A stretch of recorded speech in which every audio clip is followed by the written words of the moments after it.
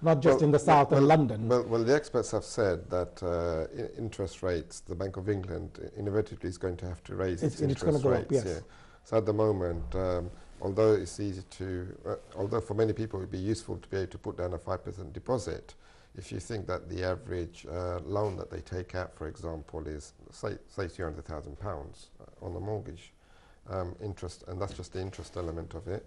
At the moment, okay, they'll get away with maybe a £600–700 mortgage every month. At the moment, yes. Yes, but as soon as that hits, say, 5%, then you're talking £1,500 just interest. I mean, being devil's advocate, Councillor Ullah, I've looked at some of these mortgages, the help to buy mortgages.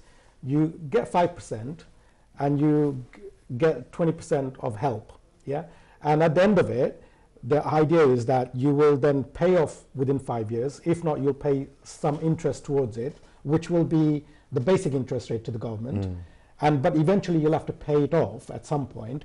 But the mortgages that's available, it's well over 5% at the moment. So do you think that, and if you look at the affordability, a lot of these mortgages are not affordable. So therefore, if you can't get hold of one of these mortgages with 20% help, you're not buying a house, therefore you won't have a bust. I think you've got to look at beyond this. First of all, those people like in Tower Hamlets, professional young people, they've been either renting, so they don't have the sufficient deposit to put... Sorry, Councillor, we've just got a phone call. Let us take the call and then we'll come back to you. Assalamu alaikum, caller. Assalamu alaikum, caller.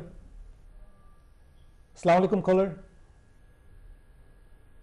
Caller, are you there? Assalamu alaikum. Unfortunately, we lost the caller. Sorry. So you need people to have sufficient funds to pay for the deposit. Now, when people are renting, especially in London, where the rent is so high, they don't have the sufficient funds to buy the property in the first place. Now, where you've got a government that isn't invested in social housing, like in Tower Hamlets under the Labour government, there's been a vast amount of property that was built, which are now coming to, being used. Hopefully people will get. But even in my ward, in Stepney, where, the Ocean Estate in particular, there's a lot of new housing that's been built that was developed under the last Labour administration, Labour government. And some of those properties, vast majority of them are private. Now, a lot of the people in Tower Hamlets cannot, as Shahid said, 3-bedroom in the Ocean Estate starts at almost £420,000.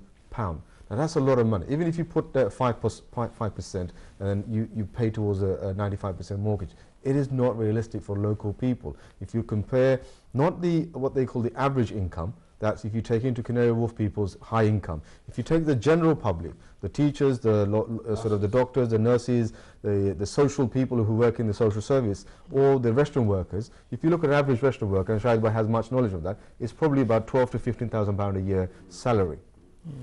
It is impossible for people to afford that, And so what is happening is that people are being priced out of Tower Hamlet, priced out of East London.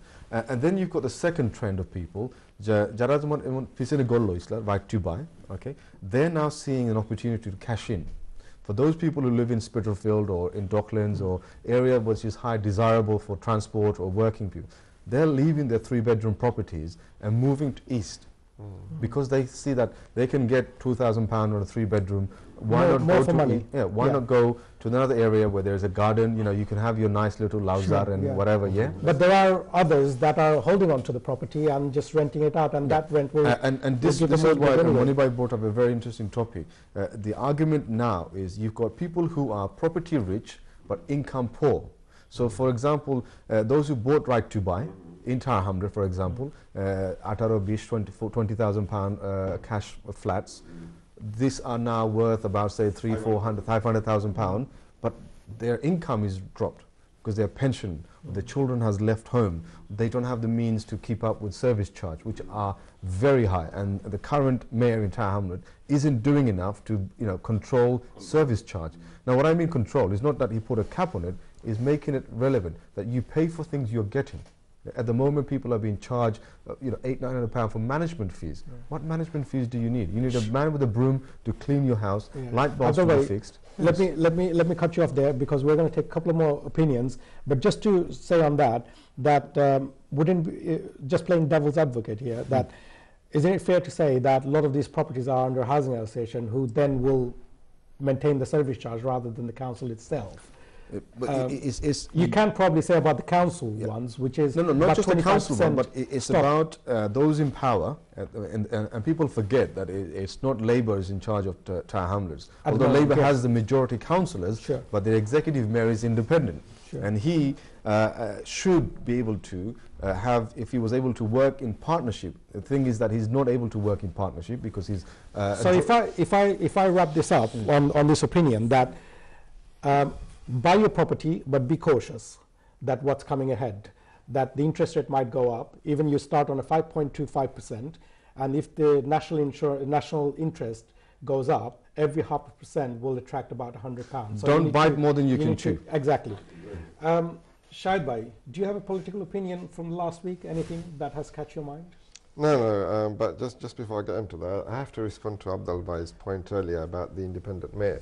I think it's unfair to say that the mayor is responsible for service charges. I think we can come to that in our segments, because we have the whole of the economy. Yeah, because as you briefly mentioned, many RSLs, housing associations, operate in Tower Hamlets. Then they are individually responsible for setting their own service charges. It's not within the power of Tower Hamlets. It was until the Labour government previously, well, the Labour Party in Tower Hamlets previously decided to sell all its stock to ourselves, something that you yourself and me were very much against at the time, going back to the mid-2000s. We campaigned vigorously to stop or against stock transfer, but the Labour Party, unfortunately, in Tower Hamlets was just mad keen on getting rid of all its housing stock. But again, being devil's advocate here again, this is the situation we're in. Would it be right to say that then, because it's been transferred, the people are now in decent homes? Because at that time, that was the whole idea, that the council can't afford to make them decent. And that's why they were transferring it over to housing associations. How it's been maintained. That was part of the argument. I personally didn't agree with it because I felt that it's important for the council to keep 100% control of its housing stock so that it could address issues such as the ones that people are facing now with their service charges. If you go back 10 years ago when the council actually owned the homes, what were people paying in terms of service charges? And what are they paying 10 years down the line? Not only that, but the council still has about 20,000 houses. No, that's an arm's length organisation, Tower Hamlets Homes. It's but not still the council is... No. What the council should do, the mayor should do... The council is a freeholder. The mayor has people on the board. The mayor has people on the board. He has appointed recently on the RSLs. But he's appointed just people for the views that they're housing associations. What the mayor has done is taken away some of the good Labour councillors off those board, and he has appointed his own councillors, independent ones. I'm not sure Shahid Bhai is on those, but he's appointed people who are ineffective, who don't go to meetings, who are then unable to tell the housing association, well, look, you can't put the price up, but because they don't turn up to the meetings, because they're not effective, the housing people are putting up the price and not being questioned and challenged. But when you say the mayor appointed people to those housing associations, you're talking a few months, not even a year. Every penny, every day counts. But do you recall how many months? We're talking a few months. Just very quickly. Sorry, we're going to go on a break. Just a few months ago, people were appointed by the mayor. But the service charges. Service charges are charges that people have been forced to pay when the Labour councillors were sitting on those boards. We'll continue this conversation. Unfortunately, our political opinion is over for now. We didn't able to take the other two opinions because housing has taken over our opinion. We're going to go on a break, and then when we come back, we're going to talk about the rest of the economy in the country.